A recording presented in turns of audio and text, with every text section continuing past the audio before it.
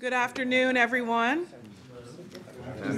Oh, thank you. We'd like to go ahead and get started with our first advisory committee meeting for our police chief search. Very excited to be at this important milestone in our process. We've been working diligently over the past few months to lay a strong foundation, and seeing everyone around the table means it's real and that our work is officially beginning. So let me just start with a thank you to our advisory committee members for agreeing to serve. And I know the mayor will also echo that thanks. You all have very demanding schedules, and there are many other things you could be doing with your time, but we're very excited that you have decided to lend your time and talents to this effort, so thank you. We have two advisory committee members who I believe are on their way, but in the interest of time, we would like to go ahead and get started. The mayor won't be able to stay with us for the whole time, so in a moment I'll invite him to make some remarks. But just in terms of housekeeping, as you can see, the conference room is set up a little differently than normal. We have invited CTV to record today's meeting. We are not on live right now, but in the spirit of transparency, we are recording today's meeting. The microphones are not going to project your voice. It's just to pick up the recording. So if you do have a question or comment, just make sure your green light is on. You don't need to be right up on the microphone, but just have it in close proximity. So wanted you to be aware of that. I'd like to just begin with asking our advisory committee members to introduce themselves and to share their affiliation.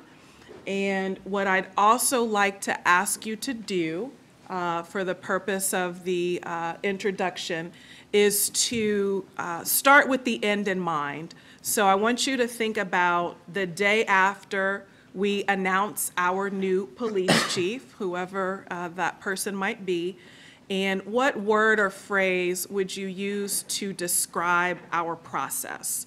So as an example, our search for the 34th police chief was blank. So it's the morning after we've announced our new chief.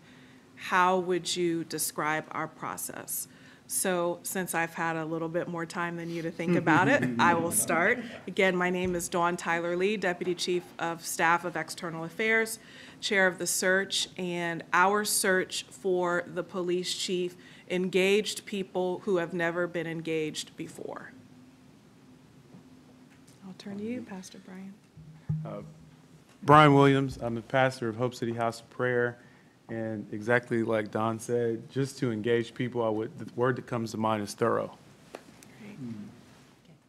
Hi, I'm Dee Davenport, and I'm with the Marion Village Block Watch.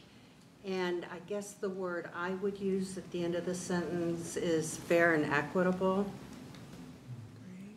Hi, I am Siobhan Boyd Nelson, Development Director at Equality Ohio and board member for Blackout and Proud.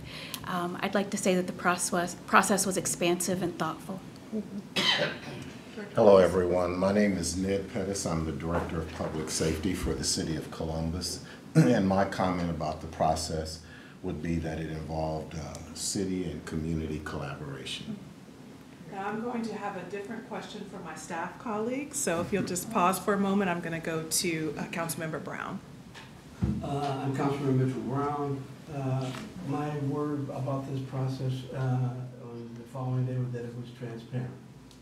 It's important that everyone understand that there was engagement in this process by all of those who expressed a genuine interest in trying to assist the mayor in making a determination about who will be the next chief of police.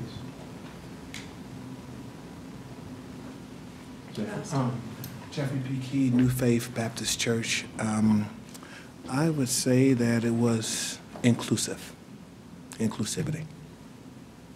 Yeah. Ken Ramos, retired sergeant with Columbus Police. I'm working for the FAA now, and what I'm looking is community involvement. Stephanie Hightower, President and CEO of the Columbus Urban League. All of you took all of my words. That's what I was looking at. Sheriff over here like, where's the last one, right? Cheating.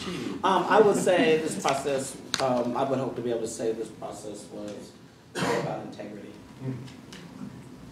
I'm Sheriff Baldwin, retired from Columbus Police, and I think the word for me is excitement. You know, I think it's exciting that the community will have input, that their needs will be met, and within the Division of Police. Same. Mayor, would you like to share a word? Proud. Great, thank you. Before I ask the mayor to make a few comments, let me also provide an opportunity for my colleagues to introduce themselves. There is a whole team supporting this search effort, and I wanted to make sure that our advisory committee members knew that and had an opportunity to meet the folks who I'm working with very closely throughout this process. So for my colleagues, if you could also introduce yourselves. These are the subject matter experts, and if you could share with our advisory committee your area of expertise so they know who we've got assembled and what you're bringing to this group. And I'll start with Deputy Director Speaks. George Speaks with Public Safety. My area of expertise is not NCAA brackets. I think I bring historical and legal perspective. Thank you. And I am Liz Reed. I'm with the Civil Service Commission. My area of expertise is selection. I have 20 years experience in selection of police and fire personnel through the promotional processes. Great. I'm Todd Diefendorfer, Deputy Director of the Neighborhoods Department, and look forward to working with you on this community engagement process. Hi, I'm Doug Murray. I work for Mayor Ginther on Dawn's external affairs team, and I'm supporting this whole process, working with Dawn on that. So, I'm Wes Phillips from the Columbus City Attorney's Office. Hopefully I can help out with some legal issues. I'm Sean Fouts. I'm the procurement manager. My expertise is procurement. I'll be helping on the RFP, especially for the Executive Search Committee. My name is John Tolbert, work in the Mayor's Office on Communications. My area of expertise is engagement, online engagement, and marketing. Hi, my name is Kate Pisciotti. I'm Deputy Director of Public Safety, and I would say that my area of expertise is building bridges. I'm Denise Bauer with the Mayor's Office, and I'm supporting the work of this committee. I'm Josh Cox with the City Attorney's Office, and I have no area of expertise. Public records? Yeah. Oh, that's right. That makes me nervous. Robin? I'm Robin Davis. I'm the Director of Media Relations, and my expertise is media. And we have two guests. Would you like to introduce yourselves? I'm Terry Burks. I'm with Columbus Early Learning Center, and my word is inclusion. My name is Barb Clark. I'm the president of the Black Women's Voters League, and my expertise is organizing. Grant? Oh yes, I'm Grant Ames. I'm from Councilmember Mitchell Brown's office. When he's not able to attend, I'll be his eyes and ears. Thank you, everybody. So hopefully you can see why I'm so excited about this work, because we have everything we need right here at this table. So thank you again for lending all of your expertise to us, either as a colleague of the city or as an advisory committee member. Very grateful. And with that, I will turn it over to Mayor Ginther. Thank you. Thanks, Dawn, and to all of you. I was able to tell you, a number of you personally yesterday, how grateful I am to you all for answering this call. I think there is not a more significant decision that I will make as mayor than chief of police. One of the most important decisions facing not just my administration and my role as mayor, but for the city and the community, and someone that will really help us transition from the previous chief and the interim, but also where we are as a division at this point in time in our history, and the community's expectations around law enforcement. I've been very clear about the type of person I'm looking for, you know, an innovator, a reformer, a change agent.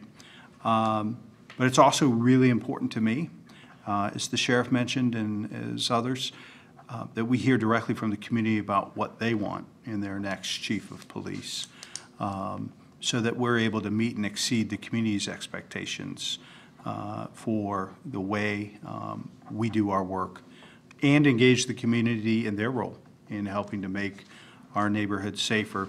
You know, you think about the comprehensive neighborhood safety strategy that we unveiled last year, again, after engaging and listening to folks of the community, we were very clear that, you know, public safety was not just the Division of Police's responsibility, that other city departments, community partners, non-profit, the faith community, everyone had a role to play in making our neighborhoods safer and stronger. And so it's really important to me that the next chief embrace that strategy, that approach, that vision, but also the recommendations that are coming out of the Safety Advisory Commission and their work with a consultant, and those recommendations will be coming out in the next couple of months. But I'm grateful. I know this is going to be a significant time commitment over a long period of time. I think Dawn said it best yesterday. We want to get this right. We are not wedded to any timetable or calendar. The calendar is not going to drive this. We want to have a great, transparent, thoughtful process. We want to be able to look at, evaluate, and talk to the best of the best in our own backyard, but also around the country, and ultimately choose a leader that the people of Columbus, who comprise the 14th largest city in America, can be proud of and know that they will have a dynamic, inclusive, thoughtful leader who's going to be the face of law enforcement in this community. And it's important that that person reflects the values that the community lays out and the expectations they do during this process.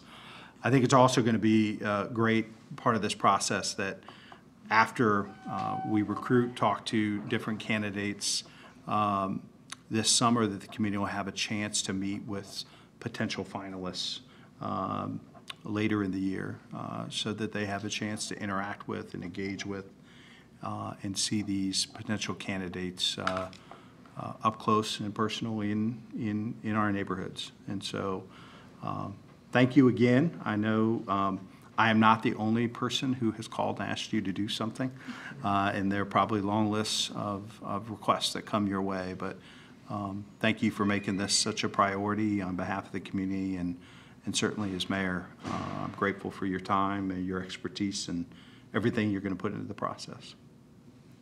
Thank you. Thank you. We would like to take a committee picture before the mayor and Councilmember Brown have to leave. So I'm going to ask Robin for some help with that, and she can direct us as she sees fit. How about we do everyone kind of up here in the corner? Here, yeah, that's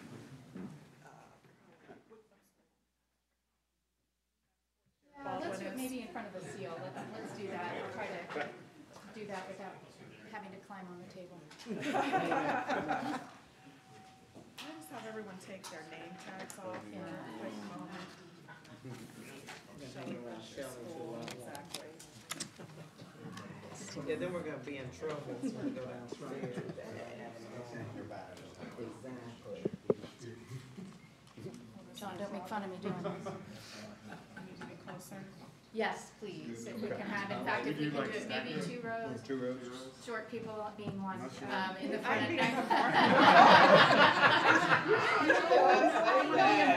Come on, Deb, if I can have you guys in the front.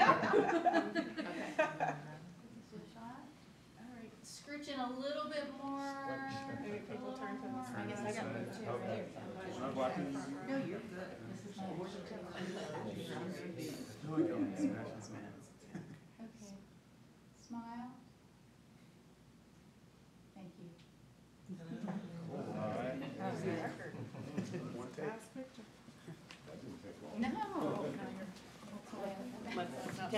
Thank you.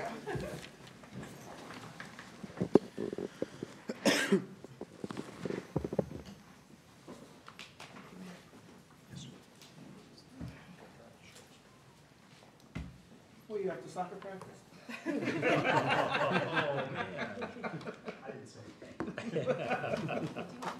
Gotta go talk Ron Package. Well, that's close to it.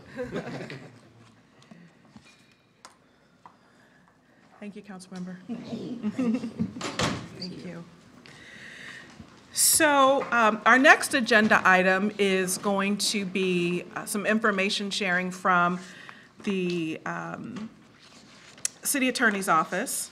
We thought it would be helpful just to give a refresher to some and a briefing to others about public records, since we are governed by that as a city body. And just wanted to make sure that as we start this process, we understand what our communications back and forth mean. And Josh Cox, the expert in public records, will be sharing some information with us. So Josh, thank you for joining us, and I'll turn it over to you. Sure. I can't believe it's the mayor and Councilmember Brown didn't want to stay for this. They were torn. They were really torn. They can watch it on tape.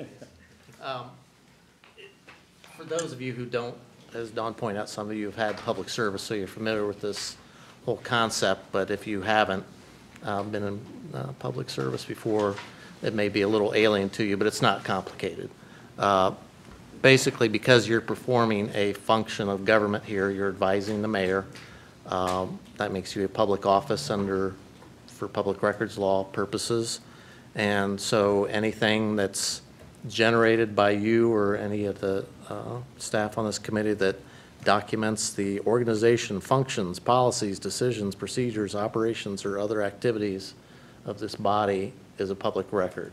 So proceed on the assumption anything that you generate, whether it's an email or a document, hopefully no texting. Texts are just something to avoid when dealing with the public business here. Anything that's sent or received by you is going to be a public record. The one exception that you were probably most interested in is your personal notes are not public record, so long as you don't share them with anybody else and they're only for your own use purposes. So any notes that you're taking down at any point in this process are yours. That's basically the public record. That's all you have to remember.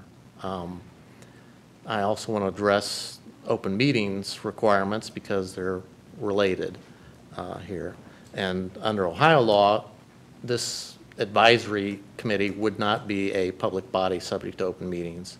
But in 2014, the city amended its charter to include any advisory body that's appointed by an official of the city, which in this case you're appointed by the mayor, and whose purpose is solely to advise that official or any other decision-making body of the city. So because you're appointed by the mayor to advise the mayor, you're covered by the charter requirement that you comply with the open meetings law. The good news is that most of those requirements are handled by staff. That is, it's got to be proper, the meeting's got to be properly noticed. It's got to be open to the public if the public wishes to attend, and there have to be minutes kept of those meetings. Those are taken care of by staff. The one requirement that you need to be aware of is that the only time you should be discussing the business of this committee is in the context of these open meetings. So because under Ohio open meetings law, a prearranged gathering of majority members of the public body to discuss the public business is considered a meeting for public or open meetings purposes. So if you're discussing business of this committee, that should be done only in the context of these open meetings. Where that it's important for you to keep in mind that includes any email communications or what's referred to as round-robin communications. So if committee member A is talking to committee member B, and then that's shared with committee member C, that can result in an open meetings violation. So I guess my point is to keep the discussions of this committee in the context of these committee meetings. And that also applies to emails. So if you're emailing just one other person, that's not a majority of the public body, but if that gets shared with others, or if you're replying to all in email communication, that's going to all the committee members, that can result in a public meetings violation. So about the only thing you should be communicating with that isn't going to be a problem is scheduling issues. So those are not anything that you have to be concerned about, replying to all or replying to staff. But just if you have a question that you want to give staff a heads up on, you want something addressed at the next meeting, just keep that with the staff, with Dawn or Doug, whoever you're emailing, and don't copy everybody else on it. It's just to keep that line clear. So those are the big issues you need to be aware of. Let's see. I think that is all I wanted to cover. Does anybody have any questions? Sure, so, I'm sorry, what's your name again? Josh. Josh, so what I heard you say, I'm trying to make sure I heard what you said, was that if I wanted to know candidate A is, how old candidate A is, then I would just send that to a staff person. I couldn't reply all to everybody that was on the, or just to ask that kind of question. Other than scheduling matters, just to keep it simple, if it's substance of the committee, just keep it to individual staff members without copying everybody else, so then it's shared with all the committee members at the next meeting. Okay. Does that make sense? No, it makes sense. I just was trying to just make, I mean, I'm going to assume, Dawn, that you're not going to be sending out blanket emails with all kind of information and all that kind of stuff anyway. Yeah. That's what I'm assuming. And if it's just, here are the, the resumes we're looking at next week, and you're just receiving it, that's not a problem. It's when you start going back and forth and there's a discussion that creates a problem. You don't want us to start having that discussion then. Right, Okay. right. And just, especially for people who haven't had to deal with this before, these, open meetings laws are not designed for efficiency.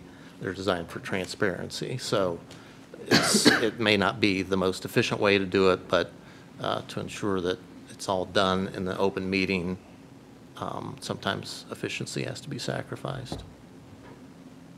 Any other questions for Josh? All right. Great. Thank you. Thank you. We'll move to our next agenda item. So you've heard us say previously that this is the first time the City of Columbus is having the opportunity to go outside of the division to search for a police chief. And so we wanted to just give you a little bit of history and background about why that is, what changed so that we can do a national search. And our resident expert on all things civil service and police and fire, Liz Reed, Deputy Director of Civil Service, is going to give us some of that history to help ground us in how we got to where we are right now. So with this particular change, this is a change that had been talked about for a number of years. We, back in, when I say we, the Civil Service Commission back in 2012 actually did a study and looked at other cities throughout the nation that were CLIA accredited or accredited police agencies, of very comparable agencies throughout the nation. Of the 20 that were part of the survey, 19 of them selected police chiefs from outside their jurisdiction. So they didn't, or had the opportunity to select from outside their jurisdiction. So that was discovered that was analyzed or looked at in 2012. So it is something that had been considered for a number of years. The big thing, so I'm going to give you a little bit of background with the Civil Service Commission, what our role is in this. So with the Civil Service Commission, per the charter, one of the things we are responsible for is what we call the class plan. The class plan is basically job descriptions of every job that is employed by the City of Columbus. As part of that role, we will review those classifications or those job descriptions for groupings of classes every 5 years. So we have a rotating system that we go through to ensure that all of them are reviewed. The police chief was again up for review in 2017. So when this came up again, it's time to review that. Part of every classification description, we have what we call minimum qualifications. In order to even be considered for the position, you must meet these minimum qualifications. Part of our minimum qualifications in the past is that you needed to have experience within the city of Columbus, within being a deputy chief, or in this case, a commander, to be considered for police chief. That was one of the qualifications that was in the specification. So to make the change, or to make any classification change, we have analysts who will review the classifications, study those, and then present proposed changes to the classifications to our commissioners. We have 3 commissioners that are appointed by the mayor who conducts those reviews. We also will submit those reviews to the public safety director, other people who are impacted by it, stakeholders, before we would go before the commission. Typically, the commission does not like to approve classifications unless they have the backing of the other directors or the stakeholders in that process. So they like to hear from us. So in the past, we did not propose this particular change because we knew that this would be one that would be potentially present conflict. With that, with the 2017 one, when asking the stakeholders, the mayor in particular, because we know likely that the FOP would present an argument against that opening that up. In fact, they did, but the mayor was willing to take on that challenge. So we did opt to make that change, and the commissioner certainly agreed and approved that change in 2017. So then that opened the door for the opportunity to then promote or to select somebody from anywhere in the nation for this position. So it was what could be considered a simple minimum qualification change that we knew would have potential impact. With that change, in fact, the FOP did file a grievance against that change, and it did go to arbitration. The arbiter in that ruled that the city certainly has the right. I like the words that they used in here. Simply, the city is not contractually required to hire from within for the chief of police position. So in fact, we have, as a city, we have the right to do that. The arbiter agreed, and here we are today. Thank you, Liz. Any questions for Liz? Is this the change here, Liz, that you gave us here for police chief? I don't know what They you have have. the job description from public safety. Okay, so you have the current one. So yeah, so the current minimum qualifications section describes exactly what they must have in order to qualify for this position. So the or 5 years with a combination of service as a permanent appointee, that means that could come from anywhere. Is that what opened it up for you? Yeah, so yes. Actually, let me get that in front of me so I can answer more directly.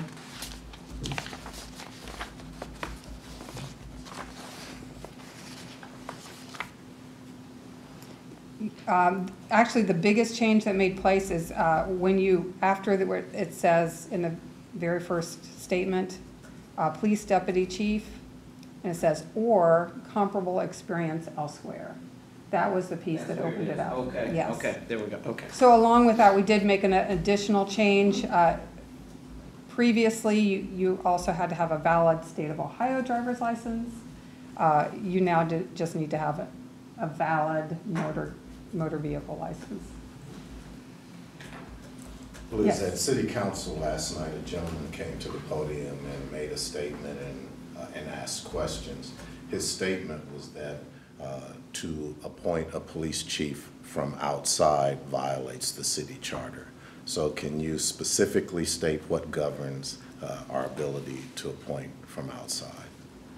So the minimum qualifications do that in terms of defining each of the positions. So it's just not it's just simply not in. I don't know where he would have. It's just not there. As it is in the language that you just stated, correct? What's that? The modifications of valid driver's license and the other piece that you were stating. The modification, that is what, I guess for lack of a better word, the legality says around this now. Right, so the commission has the authority to create the minimum qualifications, the class definitions.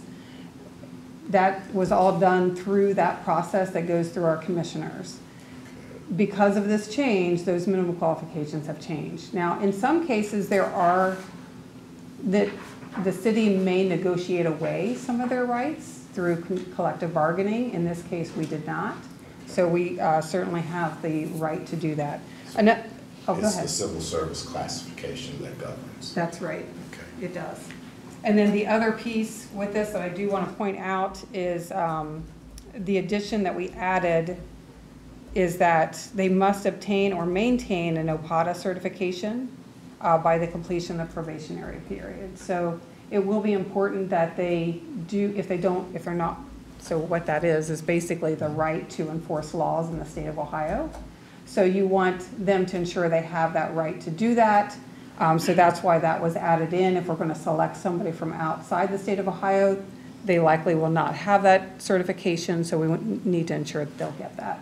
So would that be the full certification? Because if someone, a police officer from Cleveland gets hired in Columbus, they have to go through the full academy. Would they meet that same requirement? Has that been looked into on the? We're gonna look into that further. I don't have all the answers to that at this point.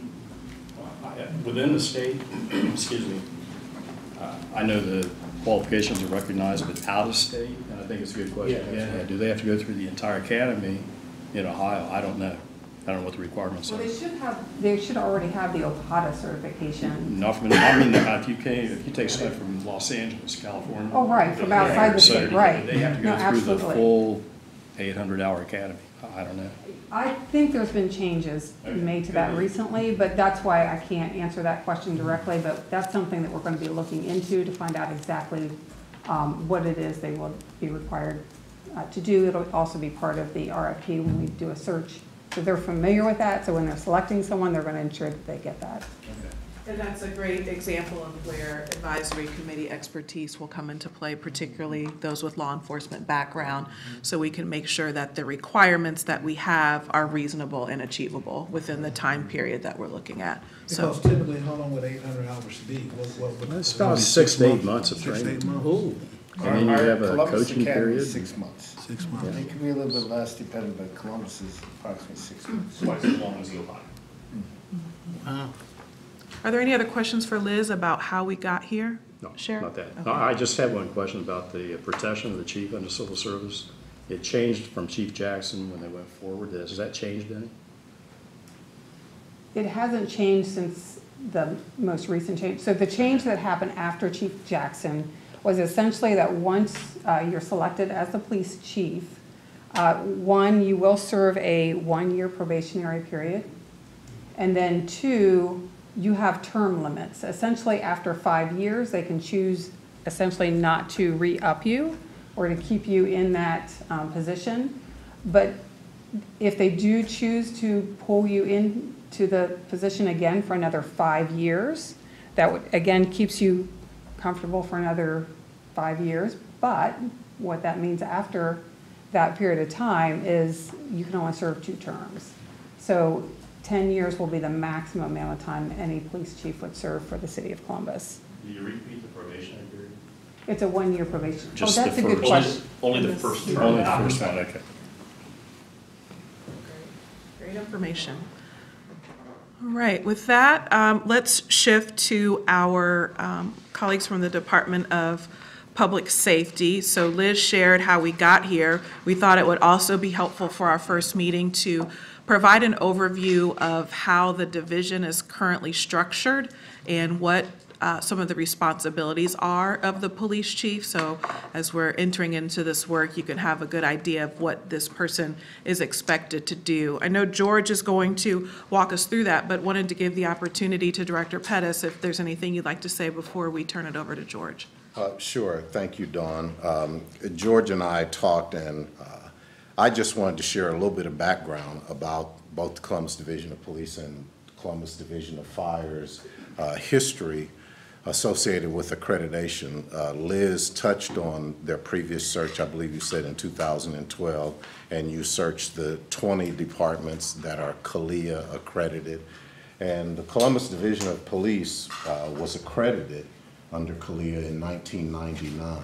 Now, the first law enforcement agency accredited under them was in 1984. That's when they started it, and 15 years later, Columbus was one of the first metropolitan jurisdictions in the country to achieve that accreditation. It's the gold standard for law enforcement agencies, and there are 2 tiers of accreditation. Tier 1 has a little over 180 standards. Tier 2 has over 450. When they were under version 5.3, there were 484 standards. Their 6th edition, which I believe is the most recent edition, there are 459 standards. So I think they merged and combined some duplicative standards into one. But the hallmark of accreditation for both police and fire is continuous improvement. And for a division the size of Columbus Police to have been accredited for 20 years is something that a chief would need to be familiar with. These standards drive the professionalism of an organization. On the fire side, the Commission on Fire Accreditation International was formed in 1996. 11 years later, in 2007, Columbus Fire became accredited. And of the 25 largest cities in America, only Houston and Nashville's fire departments had achieved it. So in that year, in 2007, with the help of Columbus Police, when Columbus Fire achieved accreditation, because Houston's police department was not accredited, made Columbus, Ohio, the largest city in America to have both police and fire accredited. Accreditation is, in some terms, a roadmap for a new CEO and how the division has run, how it's currently being run, and its strategic plan for going forward. Now, with the hallmark being continuous improvement, just the passage of time calls for change. And what's important about this process is the community now has a voice in what change needs to take place going forward. So I think it's important, and even in civil services review of changing the classification in determining to look outside, they only looked at departments that were accredited. So I just wanted to share with you the importance of that, the Columbus Division of Police's history in accreditation. Every year, an annual compliance report has to be completed.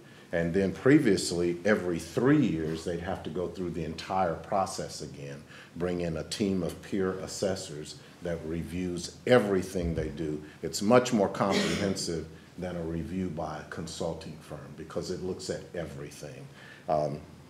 Chief Jacobs told me before she retired, they moved that to every 4 years for the complete review again. In fire, it's been every 5 years. And so both divisions continue to be accredited. They've been models for police and fire departments across the country. I think it's something that both Columbus Police and Columbus Fire have been very proud of.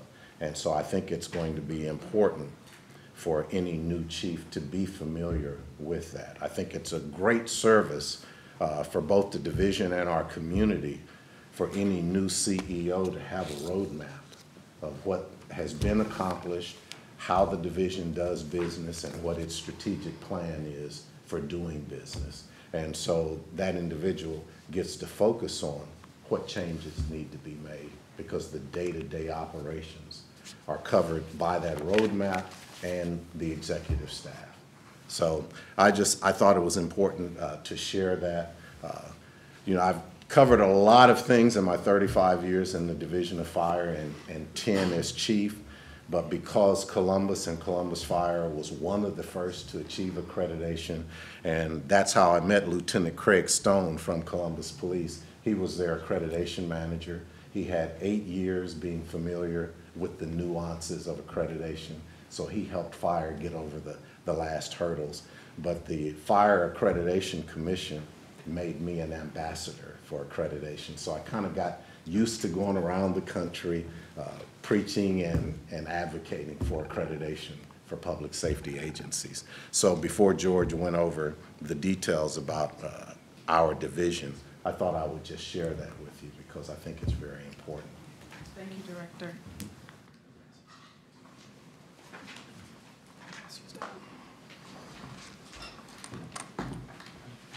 Well, I prepared a brief PowerPoint for you all, and I will speak loudly so it's to be picked up on the mic.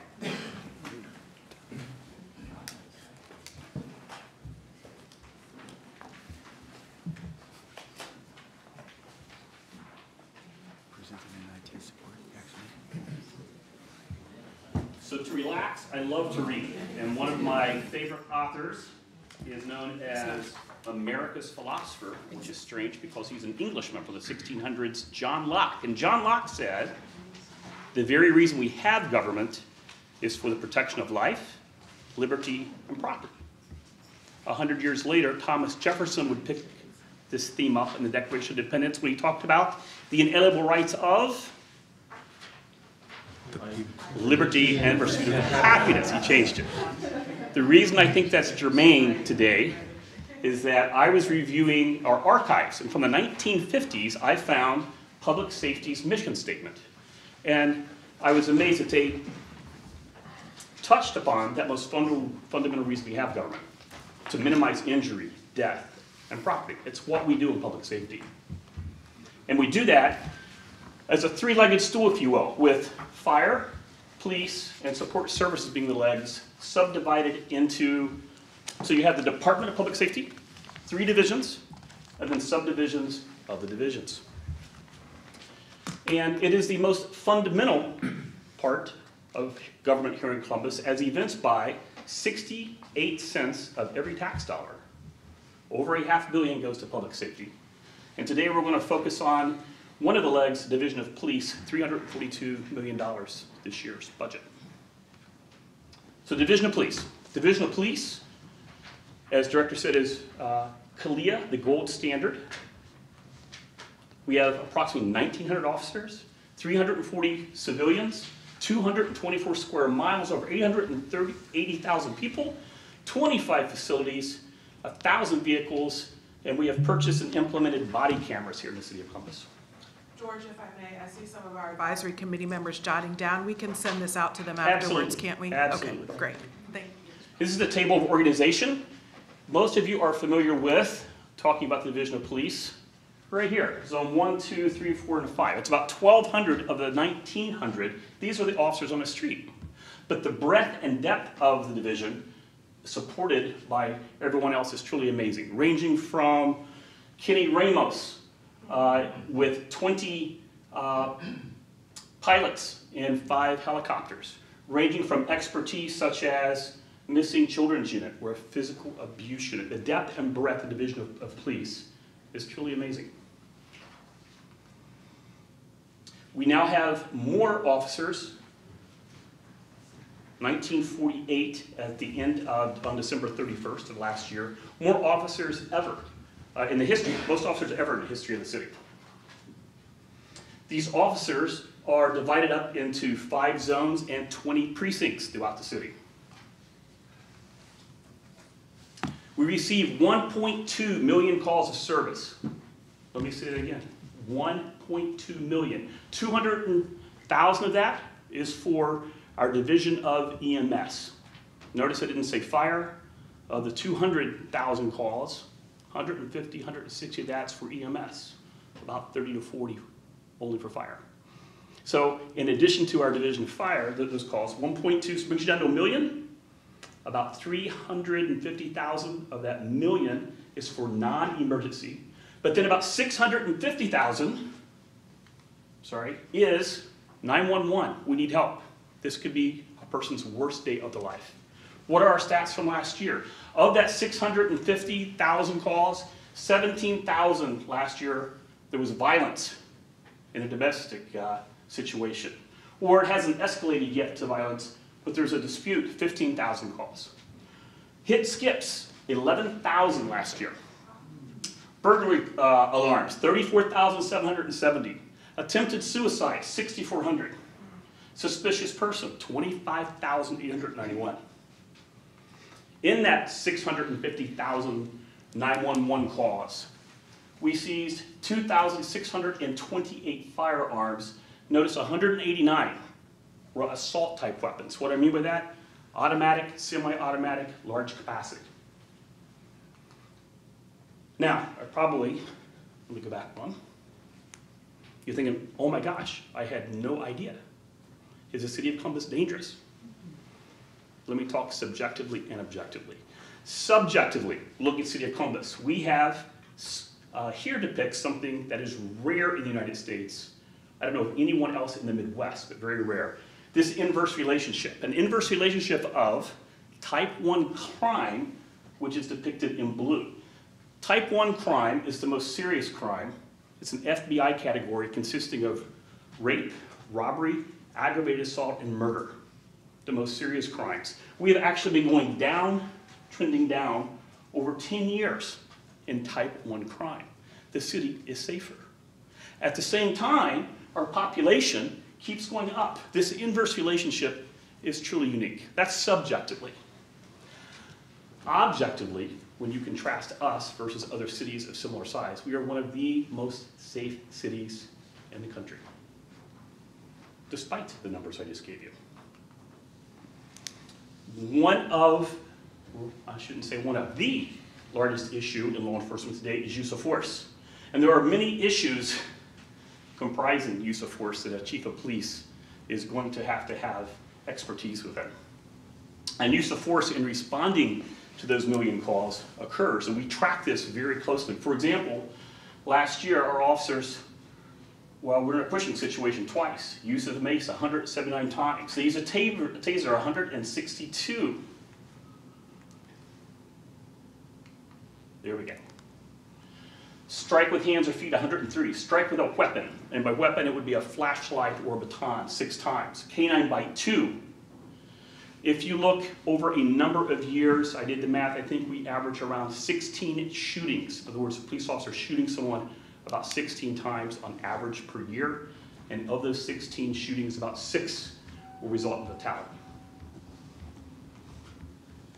There's also criminal assaults on officers. As you can see here, injuries in about 62 cases last year.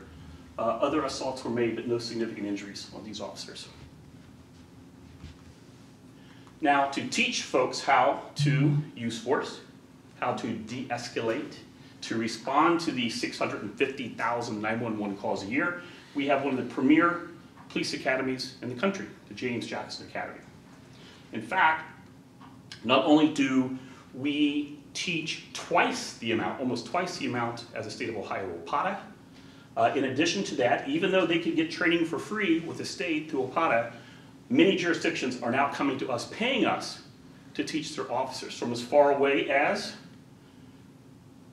down home where I'm from, the Portsmouth area, for example, and all of throughout central Ohio are coming to CPD to be taught. I want to hit some of the hot button issues right now. Crisis intervention.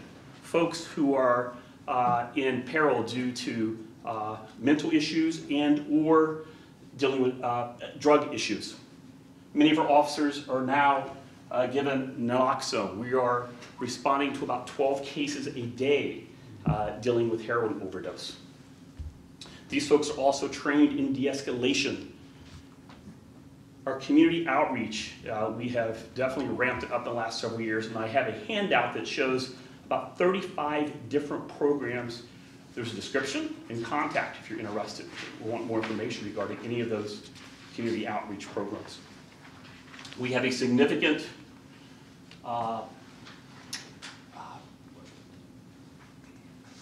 social media outreach, if you will, on, and I'm not familiar with all of these, but my son is. That's right. Facebook, Twitter. We try to get information out as quickly as possible after an event. We are, even though we are the gold standard, we're always trying to improve. So you look, for example, we're reviewing the President Obama's 21st century suggestions on how to be even better. The mayor touched upon the comprehensive neighborhood safety strategy that the new chief will help to implement, dealing with a variety of issues, including, as the mayor said, our Safety Advisory Commission and a private consultant by the name of Matrix that we have hired. And the new chief will play a key role in implementing these upcoming recommendations. And that is how we deal with the three most basic things: life, liberty, and the protection of property. Questions? Questions for George? Thank you. Thank you. Thank you, George. Very informative. We don't expect you to be experts in how the division is organized, but certainly wanted you to have kind of that high-level overview. So as we think about our next police chief, recognizing that they will have responsibility for all those different areas. George, did you also want to talk about the current police chief job description and duties at all? Is that in your purview, Liz? The other thing I would call to your attention is a handout in your folder. It's a table of organization that shows how the division is currently organized and the leaders of those different areas. And so you have that for your reference. As Liz mentioned earlier, people who are internal to the division who are eligible to apply for a police chief, if they so chose, are our deputy chiefs and our commanders. So you can see that in this visual that we thought was also helpful for you to have. Let me pause for a moment, see if there's any questions, comments from the committee before we move into an overview of the process and timeline. If they're acting, they're not eligible. Acting, you got a couple of. Oh, an acting, like the acting deputy chief? Mm-hmm. No, because they are not officially in that role. They're just in. Because she's acting out of the class of a commander, she would be eligible. Oh, yes. Because of her status as a commander. Yeah. But not a lieutenant who would be acting as a commander. Correct. That's correct. Yes, thank you, good point. Let me call your attention to another sheet in your yellow folder that has the title Project Timeline. I did have the opportunity to meet with most of the advisory committee members one-on-one and walk through this, and we also talked at a high level at the press conference yesterday, but just wanted to make sure our advisory committee members were rooted in the timeline that we have laid out, making note that it is subject to change once we have our search firm on board, but we do anticipate that these general categories will still be the same. So the last couple of days have been very exciting for me because they have marked the official launch of our search process with the press conference yesterday and then today with our first advisory committee meeting. We've talked about the importance of community engagement in this process. We have started the ball rolling with community engagement in that we have informally solicited 3 firms that we believe could help support this work. Those firms have submitted proposals to us, and we have copies of those to give you before you leave. At our April 17th meeting, which is the next meeting of the committee, you'll notice it is a significant amount of time. We have blocked off on your calendars 1 to 5, and that is so the 3 firms who have submitted proposals can come in and make presentations to the advisory committee. We have asked them to provide some very specific information, and so we'll share that with you at the end of the meeting, and also the guidelines that we gave them, so you will know what they were asked to do, and then those firms will come in and make presentations. We've allowed some time for us as a committee to debrief at the end, and so it's our goal to leave the meeting on the 17th with a recommendation of the community engagement firm that we will use to help support this work. The community engagement phase will launch in May, and we anticipate that work will cover May and June, And that is when we will be going out to the community in a variety of ways, whether it's a formal community meeting or maybe more informally, where the engagement firm will be talking to folks, you know, where they are in the library, in the coffee shop, barber shop, beauty salon, the bus stop. And so the firms that come in on the 17th will talk to us about how they anticipate engaging the community, how many people they will engage, in what ways, how they'll communicate that engagement. And so the time on the 17th will be for that. May and June will be the engagement. And then we will retain a search firm, as you've heard us say before. We will be releasing an RFP for a search firm this week.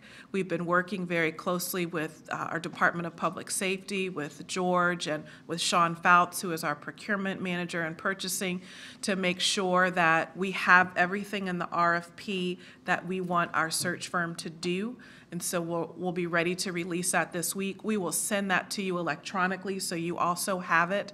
And I don't know if folks around the table were aware of this, but it was new to me. There are many firms across the country that specialize in chiefs of police searches. It was very surprising to me. So we've got a good list of those, and so they'll be receiving the RFP and will have the opportunity to respond. Our RFP responses are due on May 16th. And we've built in a couple of weeks to review those RFPs. And then, like the community engagement firm, we will have a couple of the top firms that submit RFPs come in and make presentations to the advisory committee. Now, whether they're here physically in person or if we use technology remains to be seen, but we will have firms come in, and so that will be another critical decision point for the advisory committee, is to help shape which search firm we want to use for the process. We anticipate that the search firm will be on board by early July, and that the search will take about 4 to 6 months. But as you've heard me say repeatedly, we won't be driven by the calendar. We're driven by the time it takes to find the best candidate. So if we need to extend beyond that, we will. But we're hopeful that we can complete the search by the end of this calendar year. There are two places where we will have to go to City Council, and that will be for engaging both of the firms. So the community engagement firm, we anticipate having legislation on the council agenda at the end of April so that we can enter into contract with that firm. And for the search firm, we anticipate having legislation go to council early to mid-July so we can get that firm on board and engaged. The other thing we'd like to do, and the mayor alluded to this, and I mentioned it at a high level yesterday, the first phase of community engagement is going out and asking the community what they'd like to see in their next police chief. The second phase of community engagement will occur towards the end of the process, when we as a committee feel like we've got some very strong finalists that we're taking a look at. We want to bring them in and have them meet with a variety of stakeholders here in our community, and then also have a forum at the end of the day that they come in town where they would make some kind of public presentation to the community, and then the community would have the opportunity to weigh in. So that will be the second opportunity for our community members to get a chance to meet our final candidates. The number that we bring in remains to be seen, but likely 2 to 3. And then this advisory committee will make a determination of what candidate or candidates we want to forward to the mayor for his final consideration. So that outlines our process for 2019 and what we will all be engaged in. I'll pause for a moment and see if there are any questions about the process or the timeline. All right.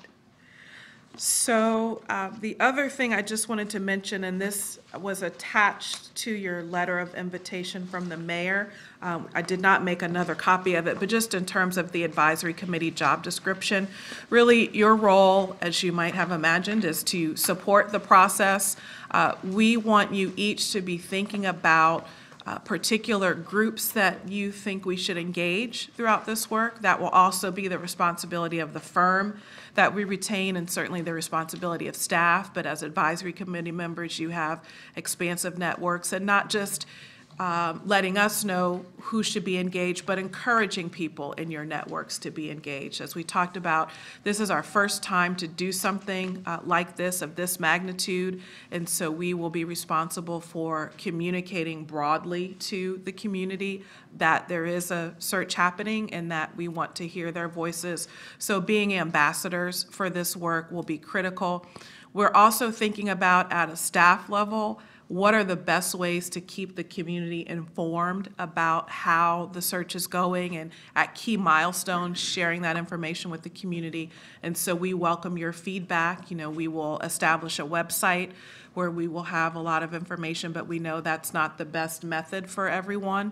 And so whether it's video messages or, you know, having ambassadors beyond this committee who can help share updates with their constituencies, we want to be as broad and as creative and innovative as possible. And so we welcome your feedback in all of those ways. Certainly selecting the community engagement firm and the search firm will be key components of the advisory committee responsibilities, and we look forward to your input in that. And when we talk about stakeholder engagement, a lot of the conversation has been focused externally, but we don't want to overlook the stakeholders who are currently in the division. So ways that we can engage current officers, current civilians, to find out what they would like to see in their next chief, because they are just as important as all of the other folks we'll be talking to. And so we'll be asking for ways to do that. And then once the chief is hired, we would invite advisory committee members to help make sure they're successful. So continuing to support the chief once he or she is hired, and making sure that they can really do the task at hand, and making sure we help support them on an ongoing basis. So that is the role of the advisory committee as we see it, and just excited to be on this journey with each of you. Any other questions or thoughts before I bring us to a close? All right. I'd like to say something. Yes, please. I want to just say how much I appreciate everything you have done, the staff you've pulled together, and the team you've pulled together. Thank you. To execute this mission. I appreciate it. You deserve, and the whole staff deserves a round of applause. I did not plant that, but thank you very much. It's a lot of work. I mean, you could hear from the report outs why I'm surrounding myself with these folks at the end of the table, because if I don't know it, they know it, and they're keeping us on the straight and narrow, and so it's definitely going to be a team effort, but thank you. Just a few things that I want to talk about in terms of next steps. So I mentioned that the RFP is in its final stages. We will send that link out to you. Sean, if I could just put you on the spot for a moment, can you talk a little bit about what that distribution looks like for the RFP and what your role will be in it? So my role is mainly a facilitator. So as far as the distribution, we will try to notify, one, it'll be on the internet on our procurement website so that anyone in the world can see it. And we notify by what's called a UNSPSC code. So we'll try to find any executive search firm in the country, or the world really, we should be notified and available. We've already done some work, some lead work. We'll reach out individually to those agencies we know have done it successfully for other divisions in the past. Completely open, transparent process so that anyone can respond. We have, there will be a committee of city employees and non-city employees who will review those proposals and report to the safety director what their scores and what they've seen in the proposals. Review and interview the companies that respond. And so that's for the search firm process. So that RFP will be released. We'll send you the link. And then we also have the community engagement proposals. Doug, if you could just pass those out. Sean, as our advisory committee members review the community engagement proposals, is there any special guidance you'd like to give them? Yeah, the two important things. One, a legal issue. Just please make sure you don't have a conflict of interest with any of the three vendors that we are scoring. If you have any questions about what that might mean, essentially the easy answer is if your spouse or any other relative, and that includes your in-laws, or a business partner have work for or own any of these firms, you cannot be involved. And it is a criminal statute, so we don't want you just recuse yourself. You can't be involved in any way. So if you have any of those issues, just please let us know, and we'll make sure that you're not part of that process. The second thing, I like to compare this is a more informal process than the one I just described because of the dollar amounts we're talking about. We're under $50,000. But I like to compare it to a job interview process. We've asked them for certain things. We're comparing these companies to what we've asked them for. So please, before the next meeting, when you come to that meeting, make sure you understand, or if you have any questions, make sure you come to the meeting with those questions so that we're judging these applicants based upon what we asked them to do, if that makes sense. That's the most important advice. We wrote up something so that you have it, so you don't have to take, please review that and make sure you understand, and come to that meeting with any questions for me or Don on if you have any questions, any confusion. So we will develop some questions that we will ask the firms when they present to us on the 17th, but certainly encourage you to jot down any others that you might have as you're reviewing the proposals, so that we can make sure we're very clear about what they're proposing to be able to do on our behalf. Just going back to yesterday for a moment, we have someone in our office who does media clips every day, and so we'll also send out to you the clips from the media coverage from yesterday's press conference, so you can have it for your files or your folders or whatever you'd like to do with that. The other thing that the advisory committee members may consider if they're interested, Sheriff Baldwin and Kenny Ramos may not be interested, but a ride-along. We have the opportunity for... Oh, you're taking it up a level, literally. I don't have a helicopter. It is a very eye-opening experience to spend a few hours or a shift with an officer. And so for any advisory committee members who have never done it or maybe haven't done it in a while, if that's something you're interested in doing, let us know, and we can certainly make those arrangements. Just kind of a day in the life of what our officers are doing every day, and what a huge responsibility it is for our community. Josh, in his public records overview, talked about just having clear points of contact. Please know that Doug and I are both available to you at any time. If you've got any questions, comments, thoughts, concerns, we invite you to share those with us. And we have a committee roster in your folder. If you'll just double check your information, and if there are any updates or changes we need to make, let us know, and we will do that and send it back out to you. But please don't hesitate to call Doug or I at any time if there's anything that you need. And then as we think about our schedule for the rest of the year, we've got a pretty good idea of where the key decision points will be, where we need the input of the advisory committee. So to the extent possible, I'll be developing over the next couple weeks our meeting agenda for the rest of the year for your planning purposes. Just know that we might need to tweak it a bit as we move through our timeline, but I know how demanding your schedules are, and so we want you to know at what points we'll need you so you can plan accordingly. The second part of that, if you've not already sent to us any blocks of time where you will be out of town for summer vacation or conferences or anything that would have you out for 2 or 3 days or more, please let us know. We know that every meeting may not have the full committee, but we would like to have as many of you as possible around the table throughout this process. So we will try to be as accommodating and as respectful of your schedules as possible. I think that concludes everything I wanted to share with this esteemed group for our first meeting. My staff, colleagues, Doug, anything I'm missing that we need to raise before we dismiss folks a little bit early? We will not always dismiss early, so just don't don't get too comfortable with that, but we will do our best not to be late. So are there any closing comments or questions from members of the advisory committee? All right, so we will look forward to seeing you on the 17th at the Urban League. Thank you to President Hightower for agreeing to host us. If there's anything you need in advance of that meeting, please don't hesitate to let us know. Oh, the other document you have, President Hightower just reminded me. Many of you have heard about the mayor's comprehensive neighborhood safety strategy that launched over a year ago. As the mayor talked about, it was a recognition after a year of record homicides that we needed to do some things differently.